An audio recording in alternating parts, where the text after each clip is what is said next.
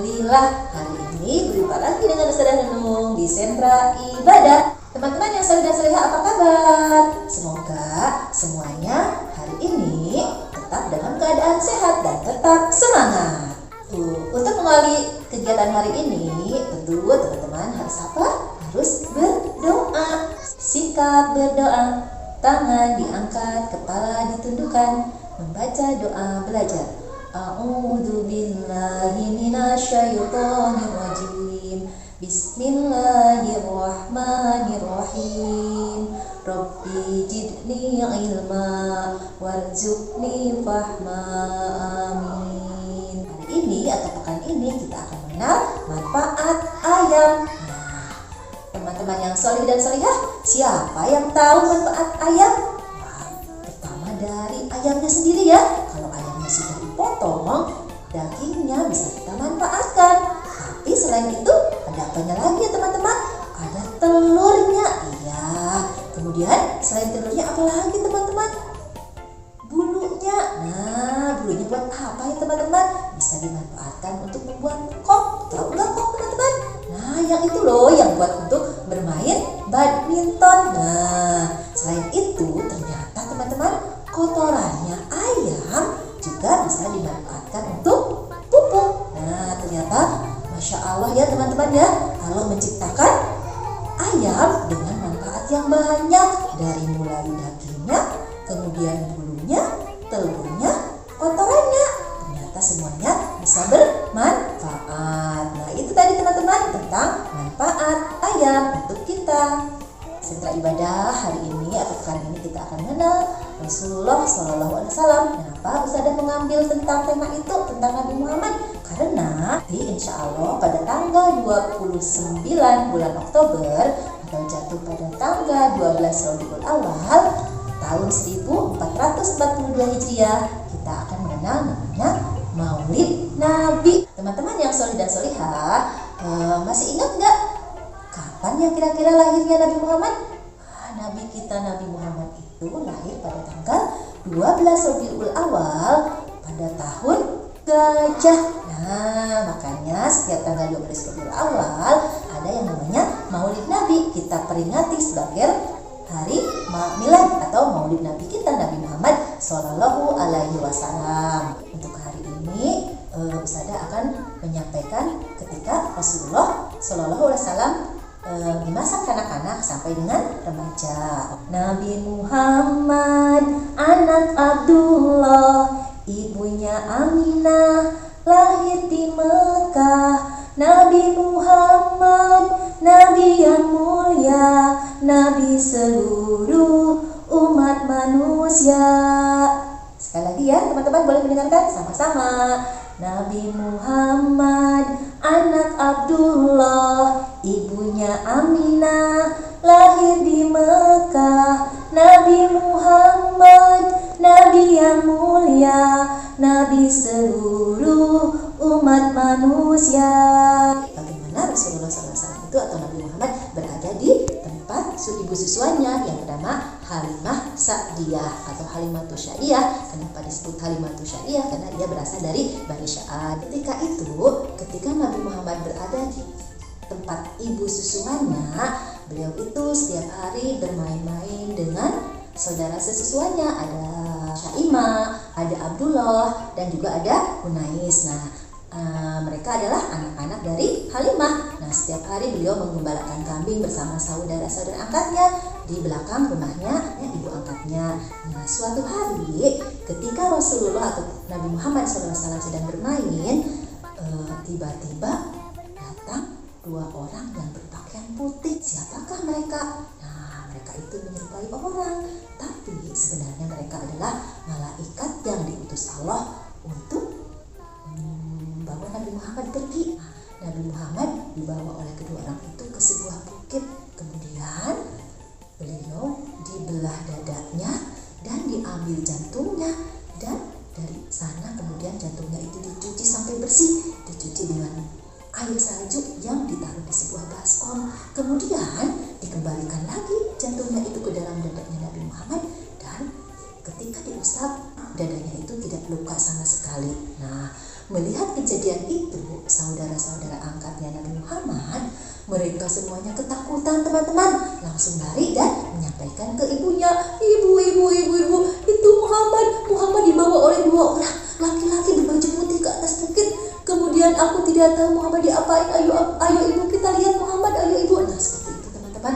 Saudara-saudara angkatnya Nabi Muhammad mengajak ibunya untuk melihat apa yang terjadi dengan Nabi Muhammad. Ketika mereka datang dan melihat apa yang terjadi, Nabi Muhammad sudah ditinggalkan oleh kedua orang laki-laki itu yang ternyata mereka adalah malaikat.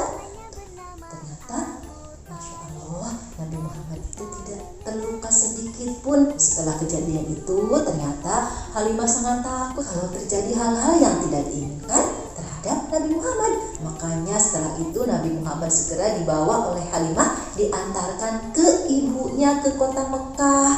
Ia diantarkan, dikembalikan ke Aminah sama Halimah.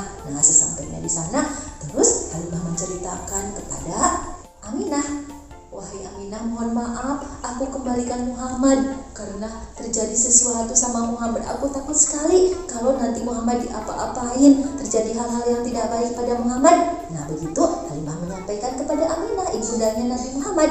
Tapi ternyata Aminah tidak merasa takut sama sekali akan hal yang terjadi kepada Muhammad. Malah beliau bilang, wahai Halimah, aku percaya Allah akan melindungi Muhammad. Setan tidak akan berani mengganggu dia. Karena Allah akan melindunginya. Sekarang silakan bawa kembali Muhammad ke desa. Silakan Muhammad dirawat lagi sama engkau. Nah, akhirnya apa? Akhirnya Nabi Muhammad kembali dibawa oleh Halimah ke dusun Bani Sa'ad. Ia sampai nanti berusia 5 tahun. Nah, seperti itu ya teman-teman, ketika terjadi peristiwa pembelahan dada yang dilakukan oleh malaikat. Nih, nanti akan terjadi bagaimana, kenapa Nabi Muhammad dibelah dadanya. Pada saat usia 5 tahun, ketika beliau masih berada di Bani Sa'ad, dan beliau juga masih sedang mengembalakan kambing, bermain-main dengan saudara angkatnya, ternyata ada juga orang-orang dari Bani Hasbi. Mereka juga sama, mereka itu penasaran dengan Muhammad. Mereka tahu ada tanda-tanda di punggung Nabi Muhammad. Makanya mereka langsung menarik Nabi Muhammad dan melihat ke punggungnya. Ternyata benar, Nabi Muhammad itu memiliki tanda lahir di punggungnya yang akan menjadi tanda bahwa dia akan menjadi orang yang besar di kemudian hari. Nah, kenapa mereka dari Bani Hasbi sangat khawatir? Karena mereka takut akan adanya Nabi yang akan lahir dari golongan Bani Hashim. Yang akan membuat mereka akan menjadi pengganggu di kelak kemudian hari. Nah, seperti itu ya. Kemudian apa yang terjadi? Halimah kembali khawatir dengan takut Muhammad akan dibunuh, takut Nabi Muhammad akan dicelakai. Akhirnya buru-buru Halimah kembali membawa Muhammad kecil ke ibunya ke kota Mekah. Ketika sudah sampai di kota Mekah, bahkan sampai di pasar, ternyata Nabi Muhammad terlepas dari pegangannya Halimah, teman-teman. Hilang di pasar, teman-teman, Nabi Muhammad. Nah, setelah itu Halimah langsung pergi ke rumahnya Muhammad, menemui ibunya dan menyampaikan, wahai Aminah, ada yang terjadi lagi dengan Muhammad. Mereka didatangi oleh Bani Hasbi. Kayaknya Bani Hasbi juga akan mencelakai Muhammad. Saya sangat takut, makanya saya berusaha membawa Muhammad ke sini. Tapi mohon maaf, ketika di pasar tadi Muhammad terlepas dari tanganku, wahai Aminah. Jadi saya takut terjadi apa-apa dengan Muhammad. Maaf ya Aminah, saya tidak bisa menjaga Muhammad. Apa-apa Halimah, kata ibundanya Muhammad. Dia menyampaikan nanti kakek akan mencari Muhammad. Nah, setelah itu akhirnya Halimah menunggu di rumahnya Aminah dan kakeknya mencari Muhammad di pasar. Ketika kakeknya sedang mencari, oke teman-teman tahu kakeknya siapa? Kakeknya Nabi Muhammad namanya. Ya, kakeknya bernama Abdul Muthalib. Ya, ketika kakeknya sedang mencari, ternyata dua orang laki-laki yang membawa Nabi Muhammad ke tempatnya kakeknya tadi. Nah, kemudian datang dan menyampaikan, wahai Abdul Muthalib, ini cucumu nih aku temukan di pasar. Dia sedang kebingungan. Alhamdulillah, cucuku sudah kembali, kata kakeknya. Ya, ternyata ada yang menemukan Nabi Muhammad ketika sedang kebingungan di pasar. Alhamdulillah, kakeknya sangat senang sekali. Akhirnya Nabi Muhammad dibawa pulang ke rumah. Kemudian sampai usia 6 tahun, tibalah Nabi Muhammad diajak oleh ibundanya untuk melakukan perjalanan ke kota Yastrib. Waktu itu namanya masih Yastrib ya, sekarang menjadi kota Madinah. Nabi Muhammad akan diajak bertemu dengan saudara-saudaranya dari ibu. Selain itu, Nabi Muhammad untuk pertama kalinya diajak untuk berziarah ke tempat makam ayahandanya. Ada yang tahu tadi ayahandanya siapa? Namanya Abdullah. Akan melakukan perjalanan ke kota Madinah bersama ibundanya dan ditemani oleh Ummu Aiman, budak yang ditinggalkan oleh ayahnya untuk menemani Aminah dan Muhammad.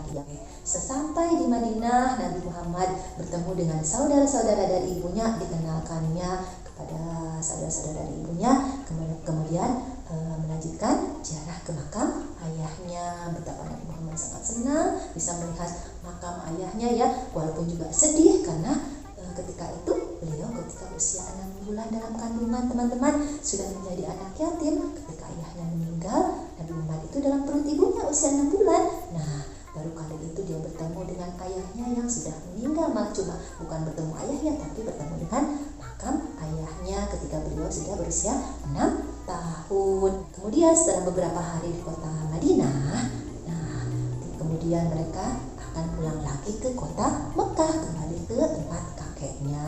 Nah, dalam perjalanan ke kota Mekah, ternyata ibunda Aminah mengalami sakit, teman-teman, ketika sampai di desa Abwa di antara kota Mekah dan kota Madinah ya.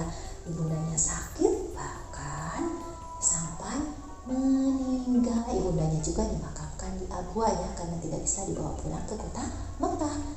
Ummu Aiman dan Muhammad kecil sampai di kota Mekah dan menemui kakeknya.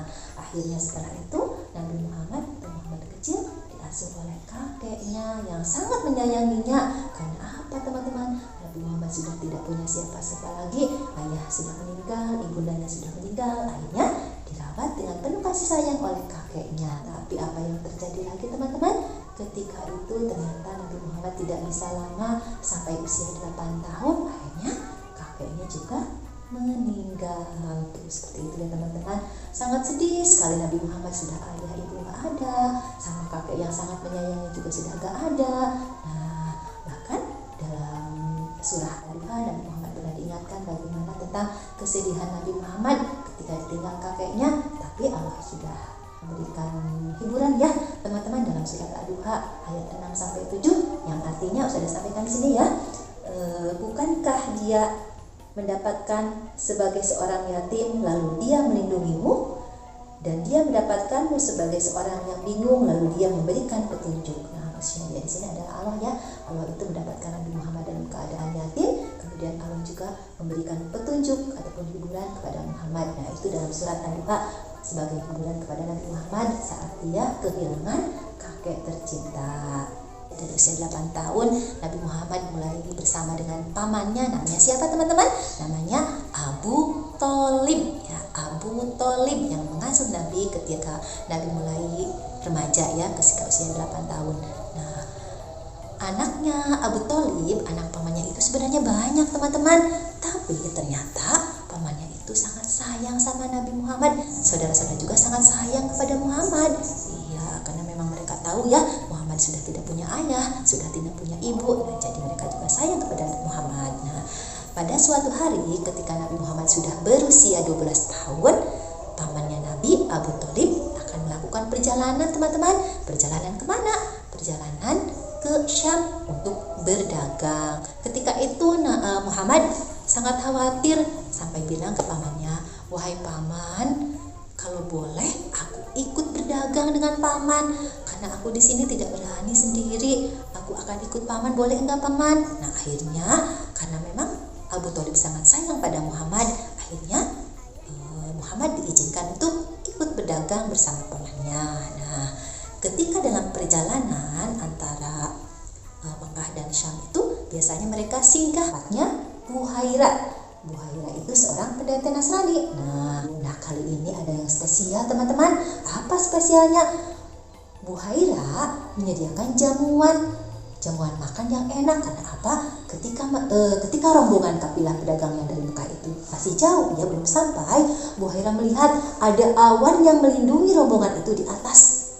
Di atas langit itu ada awan yang melindungi, mengikuti seperti menaungi mereka dari panas. Nah, jadi Buhairah penasaran dan langsung menyuruh anak buahnya untuk masak yang enak untuk disediakan kepada kafilah yang nanti akan datang itu, akan mampir. Nah, akhirnya setelah masakannya siap, kemudian rombongan atau kafilah dagang dari Mekah itu sampai, Buhairah langsung menyambutnya. Kemudian, ayo kafilah dari Mekah, silakan masuk dan makan di tempatku. Aku sudah masak yang enak-enak untuk kalian. Semuanya, anak kecilnya yang ikut juga silakan, boleh makan, boleh masuk. Nah, akhirnya semuanya kaget. Loh, kenapa Buhairah menyediakan makanan yang enak-enak kali ini ya? Padahal biasanya tidak pernah seperti itu. Nah, dengan terheran-heran mereka masuk, tapi tetap mereka semuanya masuk dan langsung makan karena sudah disediakan oleh Buhairah. Nah, kemudian semuanya makan. Nah, Buhairah bertanya sama salah satu kafilah, wahai kafilah, kenapa anak kecilnya tidak ikut masuk, tidak ikut makan? Padahal aku sudah menyiapkan untuk semuanya. Oh, siapa ya?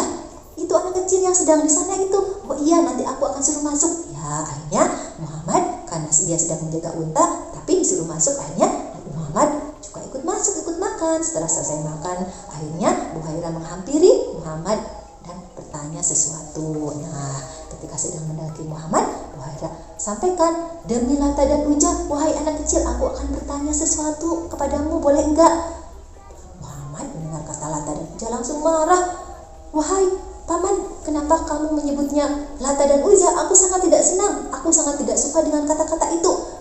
Paman boleh menyebutnya dengan demi Allah, jangan Lata dan Uzza. Aku sangat benci kata-kata itu. Oh, seperti itu. Kenapa? Pokoknya aku sangat benci Lata dan Uzza. Aku maunya demi Allah. Oh iya, baiklah. Anak kecil, aku akan menyebutnya demi Allah. Ya, demi Allah, wahai anak kecil, aku akan bertanya sesuatu kepadamu tentang ayah, ibu, atau kakekmu. Ya, boleh, silakan Paman. Akhirnya Buhairah bertanya-tanya tentang ini dan itu kepada Muhammad kecil. Ya, Muhammad yang remaja tadi, usia 12 tahun ya. Ya, setelah mendapatkan informasi, Buhairah semakin yakin bahwa Muhammad itu adalah calon pemimpin dunia yang akan memimpin dunia di kelak kemudian hari. Setelah melihat dari silsilahnya, juga setelah melihat tanda lahir yang juga dia lihat di punggungnya Muhammad. Setelah mendapatkan informasi dari Muhammad, kemudian Buhairah juga menghampiri pamannya Nabi. Ya, kemudian bertanya pada Abu Thalib, wahai Abu Thalib, apakah anak kecil tadi, anak remaja tadi anakmu? Iya, dia anakku, kata Abu Thalib. Yang benar, iya dia anakku. Tapi katanya tadi bukan, katanya engkau adalah pamannya. Oh iya, aku adalah pamannya Muhammad. Dia adalah anaknya Abdullah, saudaraku, dan Aminah, kemudian kakek atau bapakku Abdul Muthalib. Oh iya, berarti benar ya. Kalau begitu, aku mau pesan kepadamu, silahkan kamu selesaikan urusan dagangnya dan cepat-cepat pulang kembali ke Mekah. Karena apa? Karena keponakanmu ini menjadi incaran orang-orang Yahudi. Mereka tidak akan suka kalau ada seorang calon pemimpin dari kaum Bani Hashim. Nah, mereka tidak mau, tidak akan sudi dan akan membunuh Muhammad. Jadi silakan segera bawa pulang Muhammad ke kota Mekah. Apa seperti itu? Kata paman Nabi. Iya, aku sudah tahu semuanya, jadi silakan tolong dengarkan kata-kataku. Nah, akhirnya apa? Akhirnya paman Nabi Abu Thalib sangat khawatir. Setelah menyelesaikan urusan bedagangnya, segera pulang membawa Nabi Muhammad kembali ke kota Mekah. Nah, seperti itu ya teman-teman. Bahkan setelah itu beberapa waktu kemudian, setelah Nabi dan pamannya pulang, ternyata Buhairah juga didatangi orang-orang Yahudi menanyakan keberadaan Muhammad. Tapi sama sekali Buhairah tidak menyampaikan tentang Muhammad karena Buhairah tahu bahwa Nabi Muhammad itu adalah calon pemimpin dunia yang harus diselamatkan, harus diamankan dari orang-orang Yahudi atau orang-orang yang akan menyelakai Nabi Muhammad. Akhirnya Nabi Muhammad sudah kembali ke kota Mekah ya. Itu tadi sekilas tentang Nabi Muhammad dari kanak-kanak sampai remaja. Nah, teman-teman yang solih dan solihah, kenapa ya Nabi Muhammad itu akan dibunuh dari orang-orang Bani Hashim tadi, bahkan orang-orang Yahudi, orang-orang Quraisy juga yang tidak suka kepada Nabi. Ya, karena mereka tidak mau ada pemimpin atau calon pemimpin dunia dari Bani Hashim. Mereka tidak akan suka pada orang-orang yang akan merubah kota Mekah menjadi kota yang baik, karena mereka zaman Nabi itu disebut zaman jahiliyah, di mana orang-orang banyak yang mabuk-mabukan, orang-orang kaya tidak peduli dengan orang miskin, banyak kemaksiatan yang tentunya itu akan sesuatu yang harus dirubah oleh Nabi ya. Jadi kenapa juga Allah selalu melindungi Nabi Muhammad? Karena apa? Ya tadi, karena Nabi Muhammad itu akan menjadi calon Nabi, calon pemimpin dunia yang harus dilindungi. Allah Maha melindungi. Karena apa? Karena juga beliau itu seorang al-amin. Sedari kecil dia memiliki akhlak yang baik, amanah, jujur, kata-katanya atau budi pekertinya sopan, tidak pernah melakukan kesalahan, paling baik pergaulannya, paling agung sikapnya, sopan santun, ramah tamah, dan beberapa hal kebaikan yang dimiliki Nabi Muhammad. Dari sifatnya itu, karena apa tadi teman-teman? Nabi Muhammad ketika itu kan sudah dibelah dadanya, hal-hal yang tidak baik dari hatinya, dari jantungnya sudah hilang. Jadi yang ada adalah kebaikan yang akan dicontoh oleh umatnya. Al-amin. Ya, hal-hal baik yang dimiliki Nabi Muhammad. Tidak pernah sombong, tidak pernah berkata hal yang tidak baik, semuanya adalah kebaikan. Bahkan akhlak Nabi Muhammad itu adalah Al-Quran ataupun Al-Quran berjalan teman-teman. Nabi Muhammad itu Al-Quran berjalan ya, karena setiap tindak tanduknya, setiap hal-hal yang dilakukannya adalah bersumber dari Al-Quran yang akan juga menjadi mukjizat Nabi Muhammad yang akan menjadi petunjuk kita umat Islam. Nah seperti itu ya, Nabi Muhammad ketika usia kanak-kanak sampai remaja. Demikian ya teman-teman, sedikit kisah ataupun syirah tentang Nabi di usia kanak-kanak sampai remaja tadi. Mudah-mudahan akan menjadi tauladan bagi kita di nanti waktu memperingati ataupun peringatan Maulid Nabi Muhammad tanggal 12 Rabiul Awal 1442 Hijriah ataupun tanggal 29 Oktober 2020 Masehi ya. Semuanya kita sangat mencintai, sangat menyayangi, sangat kagum, bahkan karena suri teladan kita ya. Sepanjang zaman kita akan selalu mencintainya dan bahkan tetap selalu bersalawat untuk beliau, Nabi kita Nabi Muhammad Sallallahu Alaihi Wasallam. Untuk kegiatan di pekan ini, dan Ustazah mau minta tolong teman-teman silahkan nanti menyebutkan nama ayah beliau, nama ibunda beliau, nama kakek beliau, nama paman beliau, dan nama ibu susuannya yang seperti Ustazah sampaikan tadi. Teman-teman boleh minta tolong ayah sama bunda untuk memberitahu atau menyampaikan ke Ustazah nanti lewat voice note boleh, lewat video boleh ya. Lagi-lagi ya, yaitu siapa nama ayahnya, siapa nama ibunya, siapa nama kakeknya, siapa nama pamannya, dan siapa nama ibu siswanya. Ya, Ustazah tunggu ya teman-teman menyampaikannya ke Ustazah. Terima kasih. Untuk kelompok A dan kelompok B sama saja ya. Alhamdulillah kegiatan hari ini sudah selesai. Semoga apa yang sudah sampaikan bisa bermanfaat untuk semuanya. Ya, marilah kita tutup kegiatan hari ini dengan membaca doa kafaratul majlis dan hamdalah. Sikap berdoa, tangan diangkat, kepala ditundukkan. Alhamdulillahirabbil alamin. Subhanakallahumma wa bihamdika asyhadu an la ilaha illa anta astaghfiruka wa atubu ilaik. Kalau hari ini Ustazah Nunung ada salah, mohon dimaafkan. Terima kasih atas perhatiannya. Mohon maaf atas kekurangannya. Wassalamualaikum warahmatullahi wabarakatuh.